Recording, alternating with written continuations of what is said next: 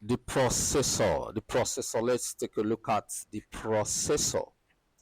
We are still doing this so that you get the fundamentals in the computer ICT world, so that when we are communicating, it will be very easy for you to follow along. So the processor is otherwise called the central processing unit.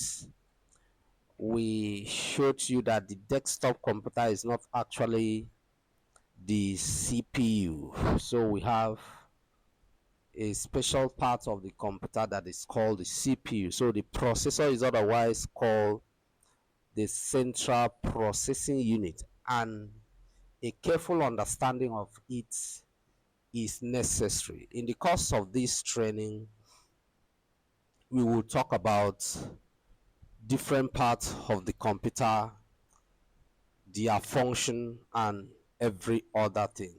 So the processor is, as we said before now, it is the brain of the computer. So you can see this is the processor, the pin processor, the pinless processor. For the people that will be interested in the repairs aspects of the computer, you have to know this is the pinless, this is the pin processor, this is the bus lines. I'm just doing a pictorial representation of these lines are the one that sends signals and receives signals to this processor. So this is the bus line. So when we say the processor is the brain of the computer, we are using this to depict, so that you know it looks like the human brain. So the computer, the processor is the brain of the computer. So Intel is the company that controls the production of processor. If you want to buy a computer, ensure that the processor type, when you look at the computer properties, ensure that you are buying the processor inside of the computer is from Intel company. It is the best processor so far. The processor or microprocessor is the brain or engine of the computer, and it is divided into three parts. We have the memory unit. We want to talk about the division of the computer memory or the processor. So we have the memory unit, the control unit, and the arithmetic and logic unit. When we say the memory unit, it controls everything related to information, storing of information, transmitting of information, everything that has to do with memory. So when we say the control unit, it controls the every activity of the computer. So arithmetic and logic unit controls everything related to mathematics and logic. So this is a typical pictorial representation of the CPU. This is CPU, the arithmetic and logic unit, control unit, the memory unit, cache memory registers. For the people that will be doing maintenance, we go in depth into all this, but for the purpose of this training, we don't need to go in depth. So computer softwares, let's take a closer look at computer software. Computer software. The computer software is the invisible part of the computer that help in the smooth running of the computer. We said something about software before now, so we don't need to waste time here. The computer software are written instructions or programs written by programmers that direct the activities of the computer. We rightly say that. Without the computer software, the hardware components of the computer cannot work. We said that before now, that without the computer software, the hardware cannot work. The hardware depends on the software, and the software depends on the hardware. The computer software is divided into two. We want to categorize the computer software and we are saying that it is divided into two. System software. The number one is the system software. We will take a closer look at the system software, and we also take a closer look at the application softwares. System software. When we say system software, there are those applications that controls everything about the computer, everything about the computer, input, output, and the rest. So without the system software, the application software cannot work. When you say I want to install Microsoft Word into my computer, if you don't run operating system OS, you will not be able to install any application software. System software are those written programs by computer manufacturers that allows both the hardware and the application software to communicate. If you plug your mouse now, you plug your printer now, there are system software that will allow those components to communicate.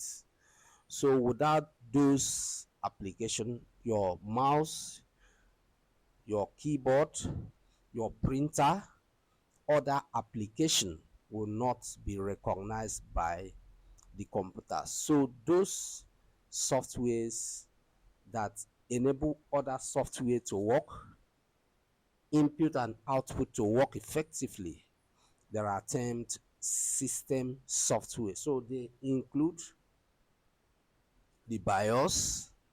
We'll take a closer look at just a very simple uh, look at the BIOS, though this is an application or computer appreciation class. So we just want you to have a feel of the BIOS, what it is used for. Operating system. When we say operating system, you want to format your computer and you say, okay, format this computer for me. That means you are talking about installing a special software, which is the operating system. Compilers. Not every of these system software we will be able to handle here. Editors, drivers, utility programs, then translators. BIOS. Let's look at BIOS. BIOS is an acronym for basic input output system. The BIOS, that is how it is pronounced, or read or a read only memory chip that is embedded inside the computer. When we say BIOS, the BIOS is a chip, a special chip that is embedded inside of the computer that enable input and output to work effectively. Without the BIOS, when system manufacturers finish manufacturing the computer, they will put a special software, the BIOS software, inside a chip. The BIOS is a software, but it is installed inside a chip, inside a hardware that will enable your computer to work effectively. And everything that has to do with your computer is controlled by the BIOS. So if your BIOS is faulty, your system will certainly be faulty. So information about the working of any computer is resident in the BIOS of the computer. We have already said that. It allows you access to set up your computer. When we will be doing formatting in the repairs class, we will take a look at how to enter the system setup and do some configuration before we format the system. This is a typical example of BIOS. This is your BIOS. So if you open your motherboard and you see something like this, it is your BIOS. This is another BIOS, Army BIOS. Then it is printed inside of the computer motherboard. So inside of this BIOS is a software that controls everything that you can think of in your computer. So all components of the motherboard are registered on the BIOS of the computer. That is what we are saying. Any data entry or leaving the computer must first of all have a link with the BIOS before it can work. When we say the BIOS, it is what controls everything about the computer. That is how the manufacturers program every information about the workability of the computer, uh, printers that the computer, the operating system that will be installed, everything about the computer is controlled by the BIOS. So without the BIOS, the computer system will not even boot. We know that. So the BIOS controls the post. When we say post, we say power on self test. The BIOS controls the post process that must be finished before any computer boots up. When you on your computer, you say it will not just load automatically. The BIOS will check whether all the components that will enable the computer to work effectively are in good condition. If the BIOS to do that check and there is any faulty component, the BIOS, there will be an error code. That means the BIOS, that process is termed power on self test. You want to on your computer. Immediately you press the power button, the computer will not automatically load. There must be a process in which the computer will check itself, check the component attached to it, check whether there is processor, check whether there is RAM, check for everything, the operating system, whether they are in good condition. If they are in good condition, the computer will boot up. So that process is called power on self test. Post post So beeping will result if the post process is not complete, indicating a malfunctioning of the computer system. So if your computer goes through the post process and there is any problem, your computer will give you a beep sound. So four basic functions of the PC BIOS. What is the function of the PC BIOS? The very first one is the post process. Power on self. The post process ensures all the computer hardware are in good condition before the operating system is loaded. The bootstrap. These are for engineers. Every computer BIOS allows a particular OS to work with the BIOS. So that is the reason sometimes you want to install some operating system into your computer.